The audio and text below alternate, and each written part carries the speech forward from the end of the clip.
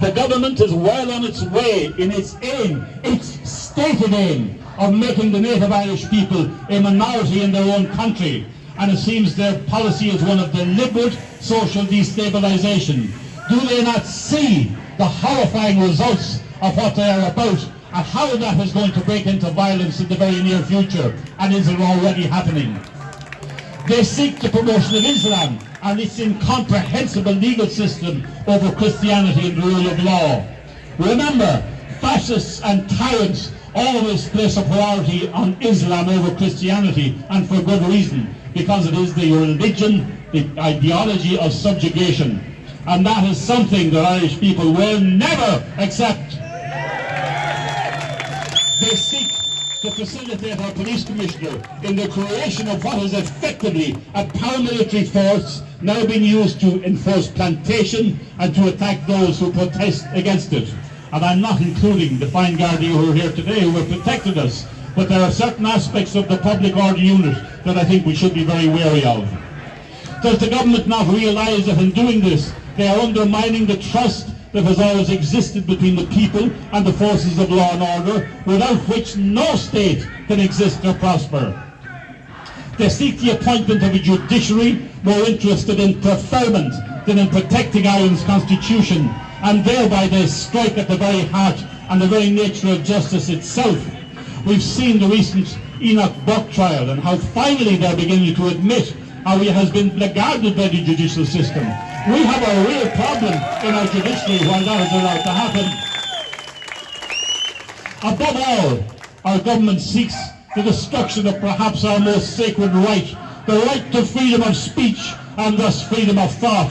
And that is the primary aim of the present uniparty system through the odious hate speech legislation that they have been pushing now for the past 5 years. Are they not aware that once they attack freedom of speech, the government loses its legitimacy and the foundations of the state itself are shaken? We cannot allow that to happen, because down that road lies chaos and destruction. We are the ones who seek to defend our nation, not the ones who seek to attack it. The various nationalist groups which have come onto the streets over the last years have unfortunately been riven by division, and it has been my role over the past 3 months to attempt to bring some element of unity to our cause. I am happy that I hope very shortly to be able to make a definitive announcement of the creation of a unified caucus and a unified party, which will be open to all people of goodwill interested in protecting our nation and in offering a true and viable alternative to the globalist parties that represent us at the moment. I have, as you may know, had talked with several parties, and I believe we are on the cusp of achieving a definitive agreement.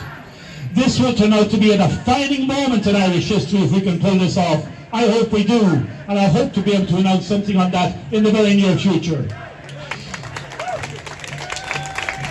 You will ask, what will be the policy of this new party? Our policy will be to wage war by all legitimate means against tyranny, against globalism, and against the plantation of our country, and the replacement of our people, and against all the attacks against our freedom, our rights, our property, and our sacred honour. I have no doubt that with a unified and effective nationalist force, we can effect real change. There is a real hunger out there for somebody who will represent again the Irish nation, because it is not being represented in Brussels and it is not being represented in their lackeys up in Northern Ireland. After the last election, we thought we apparently had not been successful, but nevertheless we did force change in the government in regard to some aspects of their immigration policy.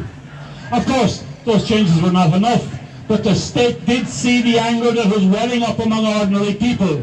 Can you imagine what we can achieve with a unified nationalist voice? That's what I hope to achieve over the next weeks. I want to say in parting that we in the Irish Freedom Party will be welcoming of all nationalist voices of goodwill. I believe we can achieve unity of purpose, and I believe that when we do so, we will shake this corrupt government out of office and reinstate the great Irish nation. I believe that in God's good time, and with the help of Almighty God, and I'm so proud to be under a banner of Christ the King today, I believe that we will reinstate this nation, and that Ireland will be a nation once again. Go Ireland! Michael Leahy, ladies and gentlemen.